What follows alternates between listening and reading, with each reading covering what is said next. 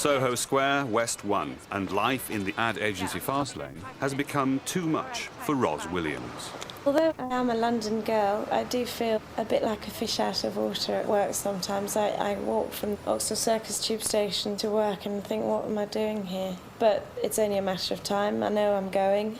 In fact, I think I'm going sooner rather than later now. I've decided to take another month off before the wedding. You know, I just want out. Hello, Ros. Not just this minute, but shortly. OK, bye. Potentially, this is worth £1 million worth of income. Yeah, I know. But so can we not pull someone else in? I mean, I'm not we being can funny, use, but... you can use an account exec. But, I am trying to... Use Russell. Definitely use Russell. I am trying to plan a wedding at the same time, and I don't like feeling sick on Sunday nights, having that pent-up feeling, what's it going to be like tomorrow, who's going to shout at me? I know. And no, don't worry knackered. about that. And I go in sometimes on the weekends just to make sure that everything's just right for Monday morning, and I'm working silly hours. Hello, did you speak to Jamie about the replacement for me? Because it's just getting ridiculous. I'm going to be here all night again tonight. All right. Thanks a lot. Bye-bye. There you go. Brilliant. OK, I'll get them up to the room in a minute. Anything else? No, thanks, Trace. I don't think in Cumberland I'll ever be looking for a job along the same lines at all. I'd much rather get involved in some kind of, I don't know, animal welfare, or perhaps I could go and work on a farm, be a farm secretary or something like that. Bye.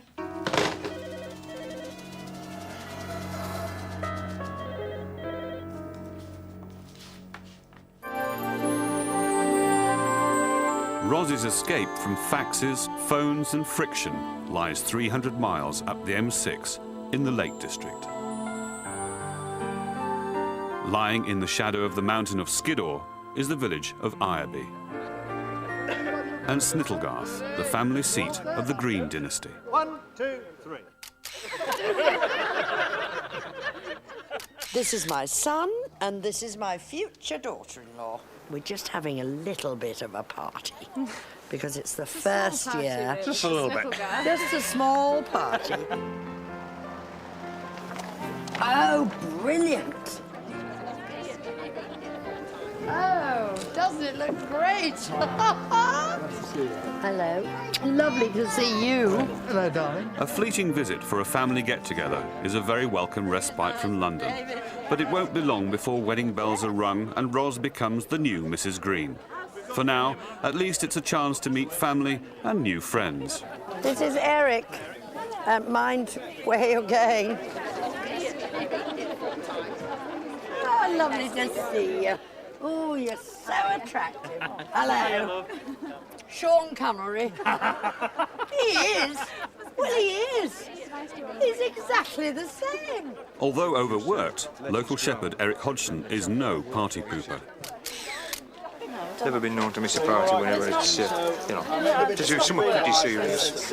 I mean... Yeah, I'm a super one.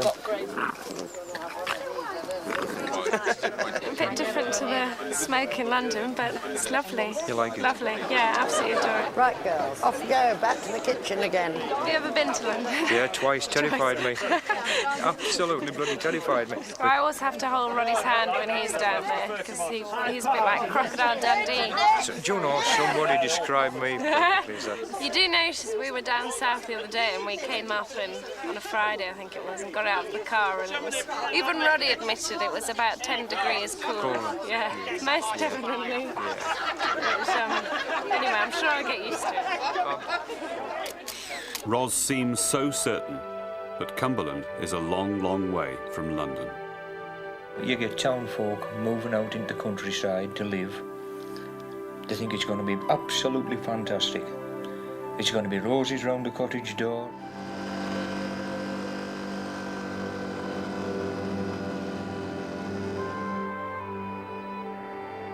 I've been a shepherd since I was a lad 15-year-old.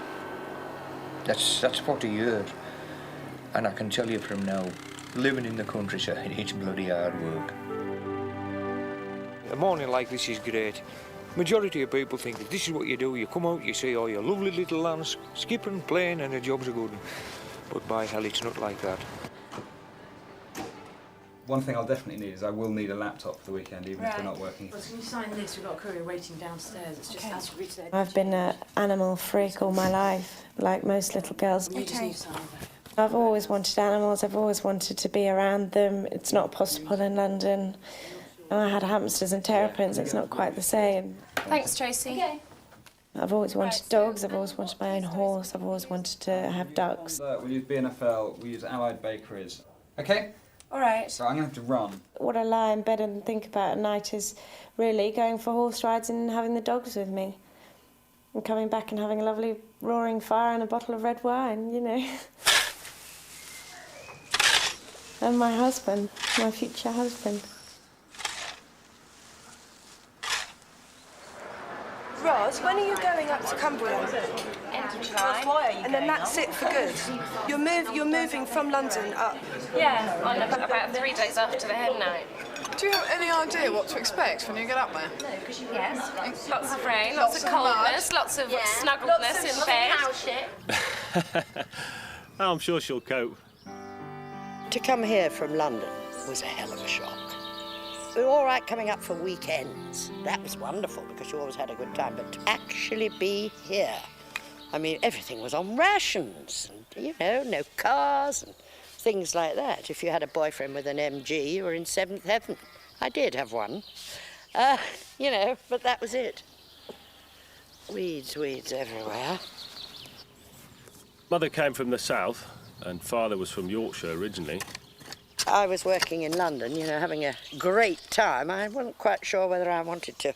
Well, I wasn't asked, in fact. I wasn't asked until 52 whether I'd like to come to Snittlegarth. But I was crazy about him. I had lots of London fellows and had a ball, but David was the only person, really. There were pigs in the hall, chickens in the little sitting room, and so much SH1T on the floor. Grandpa, being Grandpa, bought it. Paid absolutely nothing for it. I shan't tell you how much, but not much. But it wouldn't grow anything, and all the old farmers round here, they used to say, it'll take 25 years before it grows anything, and they were damn nearly right. You know, it had all been neglected. There's still such a lot we could do. I mean, for instance, I could do with a nice chap of about 50 to come and help me do the garden. But I don't think there are any nice chaps over 50 who are going to help me do the garden, so we have to battle on. I've got one or two friends who say that it's the nicest house in Cumberland. I love the place and plan to stay here. I think Roddy will die here. I really do, if he can keep the place going, you know, if he works hard. Money's tight, it always has been tight. We'll never make our fortune, but it's all in the land. When we first came here, we had an old girl helping me in the house called Dinah. Oh, she's an amazing old soul. She used to wear clogs. What a racket.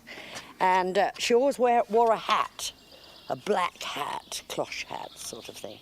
And I used to pick her up from the village, you know, and she used to say, I saw somebody today and they were asking where the mansion was. You know, I can't do a Cumbrian accent, but they were asking where the mansion was. I said, good God, Dinah, where did they mean? She said, well, Snittlegarth, of course. I said, anything less like a mansion.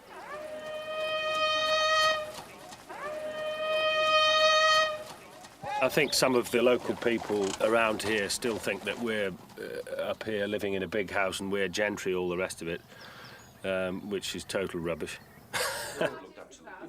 We're not as rich as a lot of people think we might be. In fact, we're not rich at all. We're very poor. Yes, darling, are you coming? I don't know why they think that. I think probably because I went away to school and didn't talk like that, like, you know. I can talk like that. Cumbrian just shammers out, just shammers anybody else like, than us.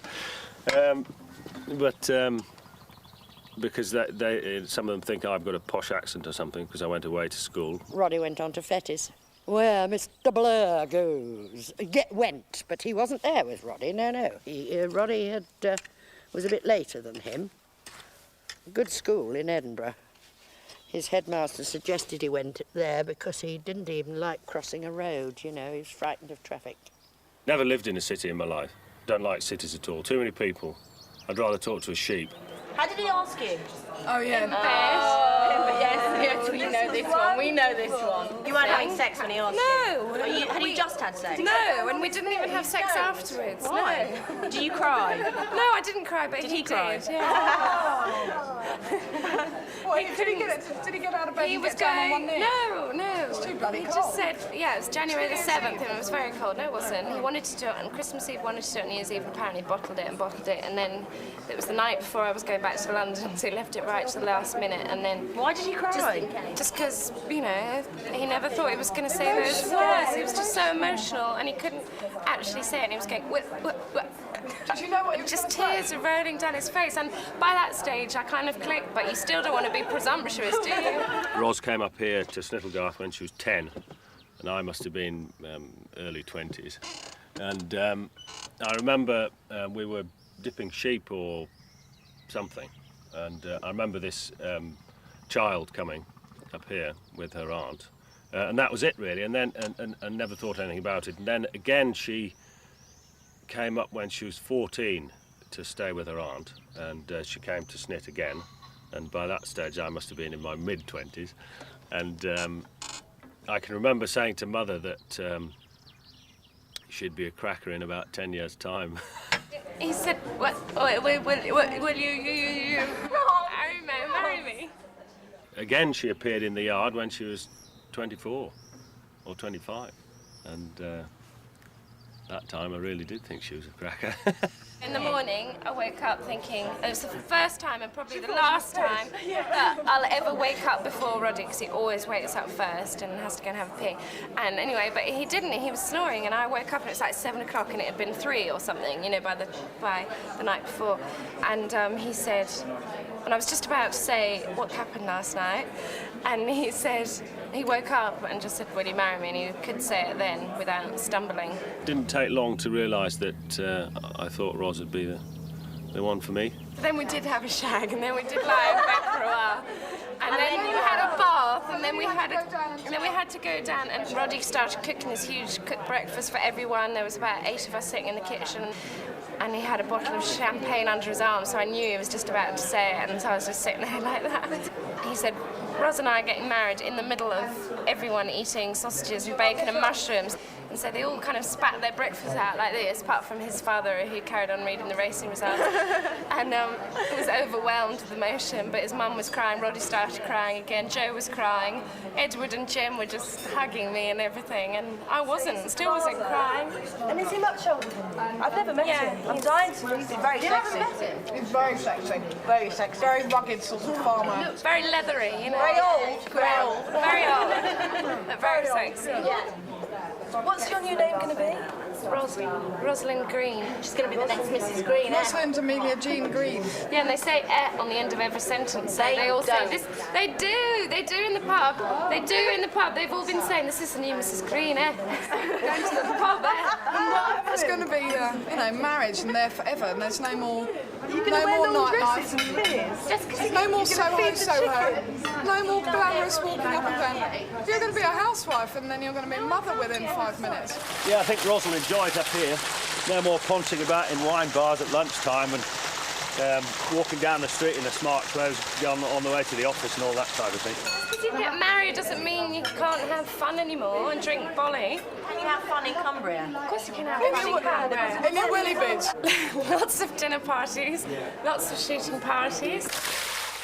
It's not all just a big party. There's always work to be done. We have good times, but then there's always hard times as well. But how come this guy who hasn't been married ever suddenly wants to marry you? Because he's... Go on then, I want to Come on, yeah, we want to know. Because he says, well, He is the bachelor in the Lake District, and suddenly... Yeah, but he's, you know, he's gone out with every Yeah, girl exactly. in Cumbria. He's run out. But what did you do to change him? She tripped round the corner in a miniskirt. I didn't. I was Yes, wearing you did. jeans. Did you jump over the stile and forget to close the gate or something? He told you off? No, he was getting off his tractor with his flat So cap what, on, nice looking garment? very grumpy, and I thought, In a car. I was getting to the stage where I thought I might just be an old bachelor. But it wasn't to be. are they there? Has the package arrived? But it's nice to have a wife and a family at some stage and for somebody to carry on the farm eventually. Okay, cheers, bye. Come on, let's have a look. How do? My old man's ready for his bait this morning, aren't you?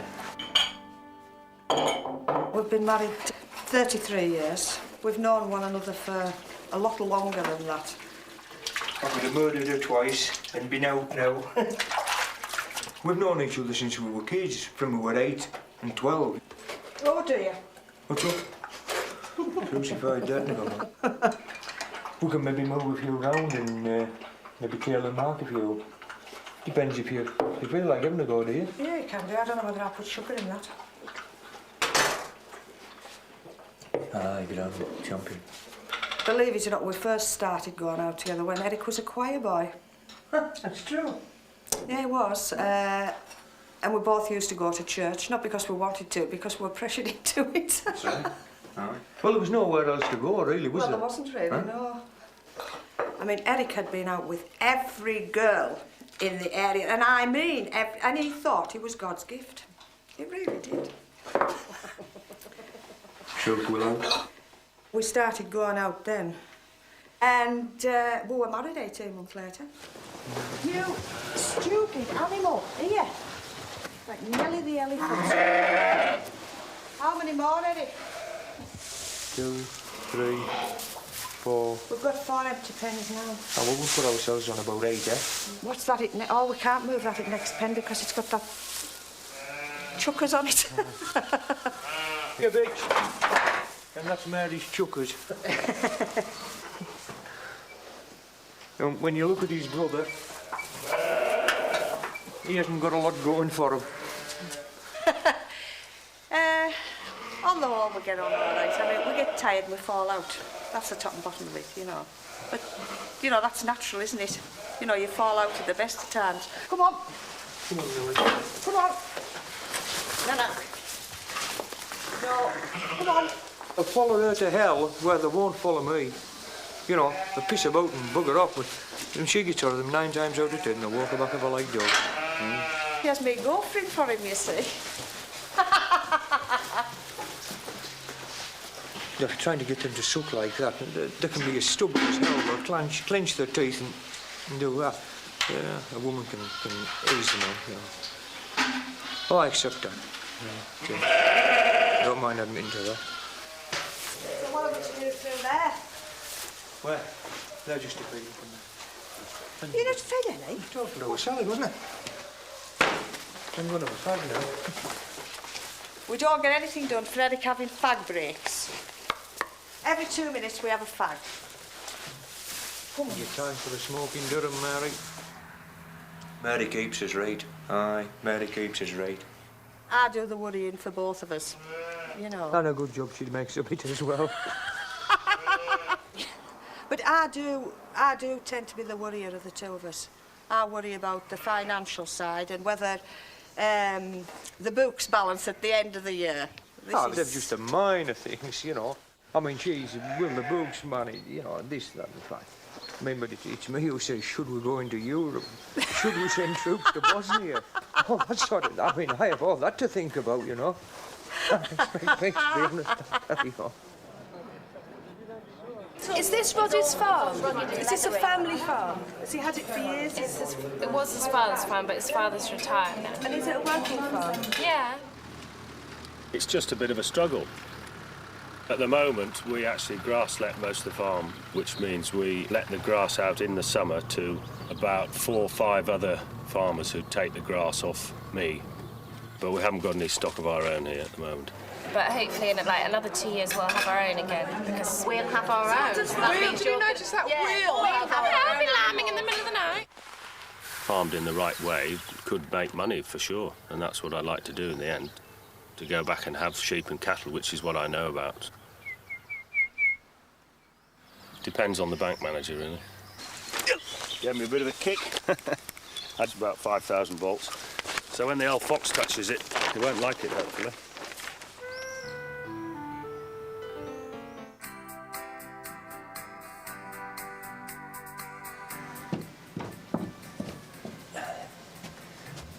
Oh, well, I live a couple of mile out Ireby, and on a night after a hard shift, I like to go and have a couple of pints, bit of crack with the lads. Bound to pull tonight. Bound to. As a rule, at the evening time, she does her own little thing and I'll maybe slip out. Have to, you know, have me a couple of pints and that's it. I've never really thought about Eric going to the pub on his own. I mean, I always have plenty to do. If I haven't jobs to do, I either sit and read or watch the television or play the cassettes or do a bit of needlework or whatever. I don't really think about it. It's not something that bothers me. I take a big interest in what's going on in Ireby. Local dances, in aid of the school kids, in aid of the village hall.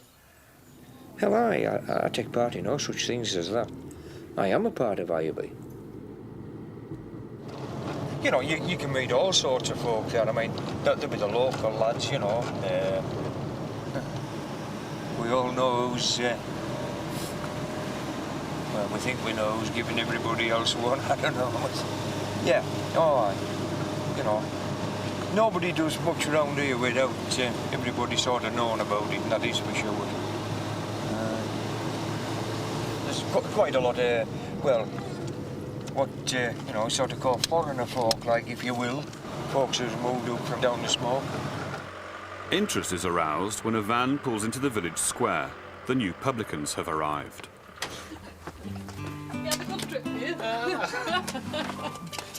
Yeah, you won't get any more in this town. From Stoke to Ireby, Martin, Verity and family look forward to a new life in the Fells. Remember this? I'm not sure whether it was ours or not. Didn't Catherine have it in her bedroom? Mary was born at Torpenhow, 2 miles away. I've always been told that you shouldn't go far away for either your stock bull or your wife. You would know a little bit about their background, their breeding. And would know everybody in this village. I'd been in most of their houses, either to take them a few potatoes or a few carrots or a pint of milk. Now I don't know a half of them. I don't know a third of them. They come in and buy a house, they get in the car and they go to work, they come back in the evening, they maybe give us a pip or away, but I don't know them because I possibly am not good enough a customer of Paddy's Bar. If I went in there a bit oftener, I might get to know more of them. We had a lovely little cottage and a nice little spot, but we always felt that there was something missing, really. The motorway and traffic was moving in closer and closer, even though it was quite a rural area. And we've been up to the lakes many times on holiday, and we just said, well, the children are at the right age now. If we leave it any later, we're not going to be able to move until they've both finished school, you know, and gone on to higher education or whatever. So we just decided it's now or never, didn't we, really? Mm. Yeah, I came in from work quite one sure day, what we were Verity going put the to house do. up for sale. It was near enough like Honestly, that, actually, yeah. It was. But we never thought we'd end up running the pub. No. Really. Just saves walking up for a drink. Get a bit That's nearer. right. So, Yeah. It's very settled here. It's a good place to live. Where did you come from? I'm from Middlesbrough originally. It's not going to do me health any good being in here all the time. Maybe think you're getting a bit accepted now, do you? Well, yeah. I mean, Ireby's a funny spot for that. I don't think you have a problem being accepted. I mean, I'm sure there's spots in Cumbria where you would, like, but I don't think I have a problem here. I think everybody's kind of pretty easy going. I would say that to an extent, you know, maybe on the top, but to watch you a bit underneath. Oh, well, you don't have to say too many things wrong like this all around the spot, but keep your nose clean.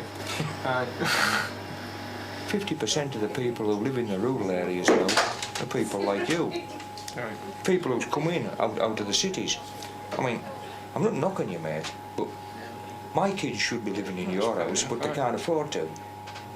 They've got to go and live in bloody Carlisle.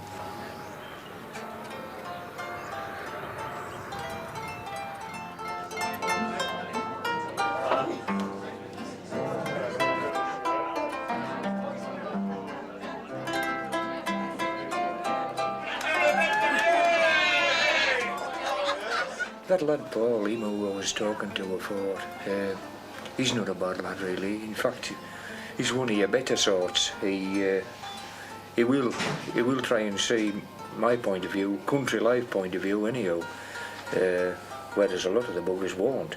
Oh, thanks, Al. I'd love one. Martin, the new man in Paddy's Bar. Hope it all goes well. Thank you very much. Hey, I'm adorable. You're so beautiful to me. See, you're a cutie full of charms. Oh, dear, I'm a darling, and dear, I'm excited. And if you're a feather in my arms. His first pints will be free, won't they, with the new landlord? Oh, come on, Ellie, you're Well voted, Dear Martin. All the best. Thank you very much. And thanks for all your help that you've given us, helping us along the way. Yes, been Good great. scene. Certainly over the last couple of days. By the way, you're sacked.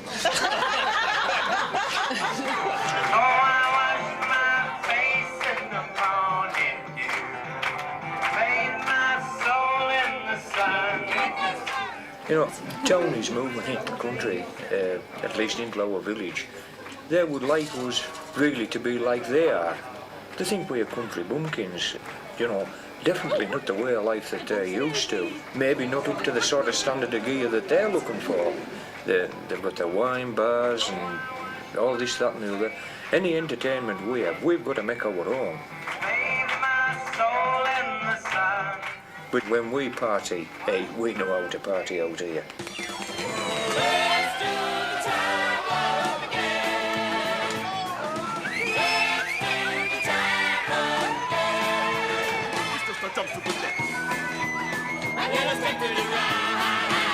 Put your hand on your hip.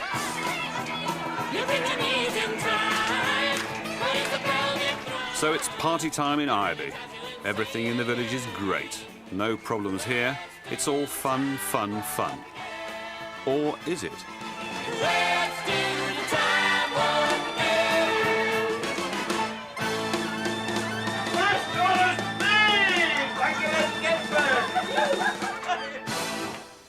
It's nice to go down to the pub for a pint.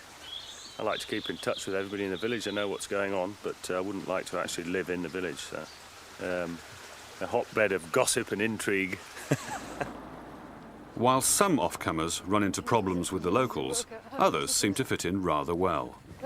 We've been running seriously for 15 odd years now. That's a discipline we've brought with us from Surrey into Cumbria. You really resent anybody that comes in and tries to change the village. I mean, we're as we are, and why should people move in from outside and then try and change the village to where they've moved from? What is the point of coming into this village? And the comings and goings in the village continue next Wednesday at 9 here on BBC Two. Back to tonight and brand new drama as a tyrannical widower struggles to keep his family together.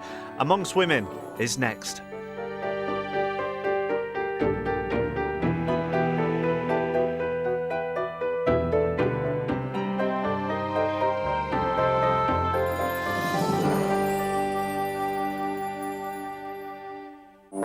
See that? What? That is the future. What? A load of noughts and ones? Exactly. That's digital.